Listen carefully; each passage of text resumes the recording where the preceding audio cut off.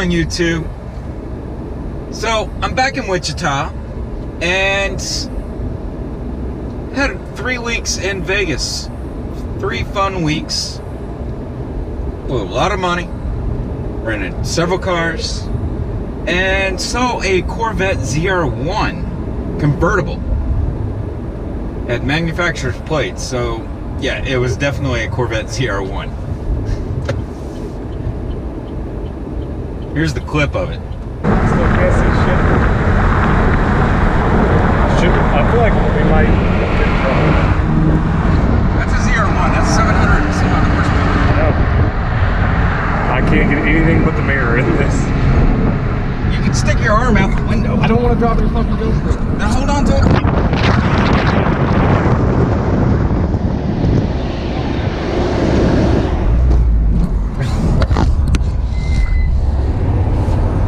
This thing is gonna fly away whenever you get on it.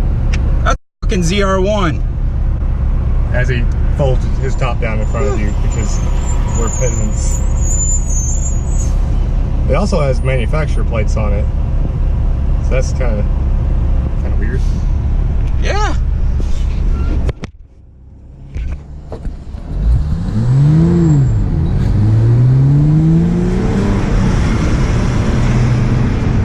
Thumbs up. Bye-bye. Oh, it's like, is that a ZR1? It is. You get to looking at it. It is a ZR1. It actually was a ZR1. Impressive. But on that note, being back here in Wichita, finally driving my car, which I actually missed. The car stayed at 88%, sitting in my garage after my girlfriend unplugged it once the battery got fully charged. The app, though, the Chevrolet app and OnStar stopped working, so she had to turn on the car and turn it off to reset the app. 3 weeks being gone, car pretty much unplugged, you know, almost the full 3 weeks. It held its charge with Hilltop Reserve on at 88%, which is pretty good in my book. I have no idea where I'm at, but this second, I'm just driving. But the fact of the matter is, the car did really well for sitting for almost a month. Don't really like doing that, but sometimes with what I do for a living, the car has to end up sitting for a while. But now that I'm back in Wichita, started working on the Sky. Started tearing it apart, you know, inspecting things, repairing some minor things that I've known about that I just haven't taken the time. But I've ordered a brand new hardtop for it and new fenders. I was going to repair the fenders myself, but he kind of threw me a good deal when I ordered the hardtop. So Norm's fiberglass, known for really good quality work. It just takes him a while to get it done. So I was like, all right, well, I'm gonna go ahead and take the car apart and fix what I know is wrong. While doing that, I found shaft play in the turbo and oil in my intake, and yeah. So this build's going to take a lot longer, especially since I'm losing YouTube revenue and have very little chance of getting it back anytime soon, to build this car the way it needs to be built.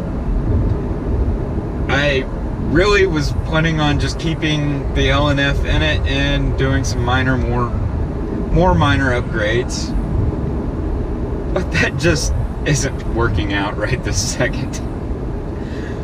I really don't know if I should just go ahead and just say screw it and pull the motor completely out and start a V8 swap. I mean, I really don't have the 20 to 30 grand I'm estimating for the actual build, but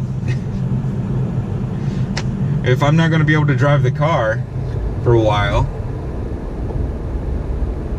then why not? And the other end of this, yeah, and then the other end of the spectrum is I can get a fully built L&F motor for just under 10K, and I won't have to worry about swapping out drive shaft, transmission, motor mounts, radiator, shocks, ECM, all that. I won't have to worry about that. But then just under 10K, having a fully built L&F block and an upgraded fuel pump, so I can run straight E85. Yeah, still looking at about another few grand to throw a turbo on there to get the maximum potential out of that motor. And although I love the turbo, I love how the car accelerates with the turbo, I really am tired of dealing with induction pipes popping off, sealing it properly, and all that. I'm really tired of that, actually. It's just one of those constant things that always have to go back and make sure that the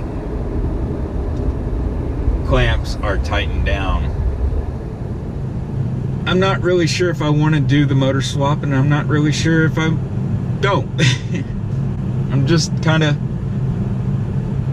if I build an L&F, then that's what came in the car. I don't have to worry about swapping out any of the electronics. And if I build the V8, then I have to worry about swapping the electronics, getting everything to work, and a bunch of other parts that I'm just estimating at right now. I know how much the motor's going to run,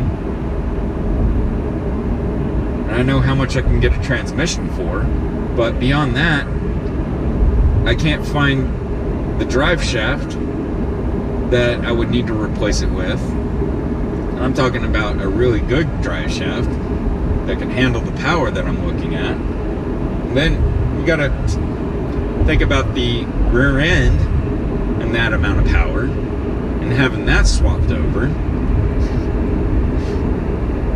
There's just a lot that goes into a full-blown swap, where you're going from a motor that originally put out 260 horses at the flywheel to something that is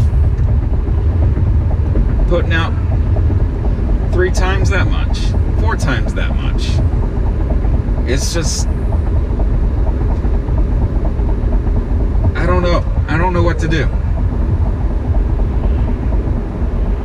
This is my problem for getting something that isn't really that popular. Doesn't really have that much of a following, per se, in the car culture. But really should, because it's a great car to begin with, until you start modifying it like I did.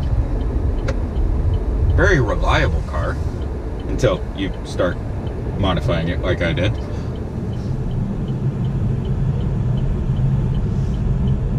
The car's got 72 or 74,000 miles on it right now,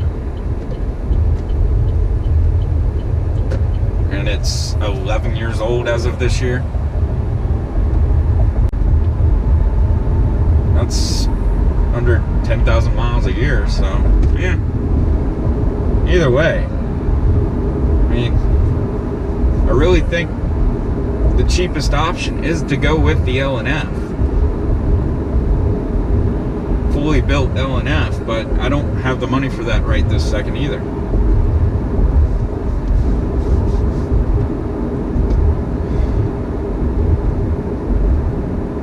Because I know as soon as I pull the head, I'm going to find some more stuff. And the head and the fuel pump upgrade, that's going to run about $3,200. Not counting shipping. No, might count shipping, because it was $2,500 to ship just the head and the gasket and the ARP head studs. And it's something like $700, $800 for the fuel pump, the upgraded fuel pump,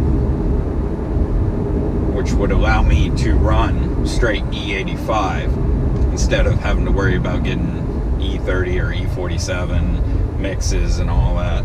Granted, here in Wichita, they still straight E30, which comes out to like 93 octane.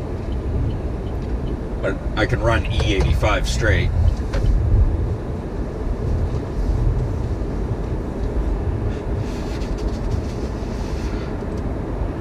Choices. Comment down below on what you think I should get or do with the car. But you all have a great evening, day, night, morning, whatever. You all have a good one. Catch y'all next time.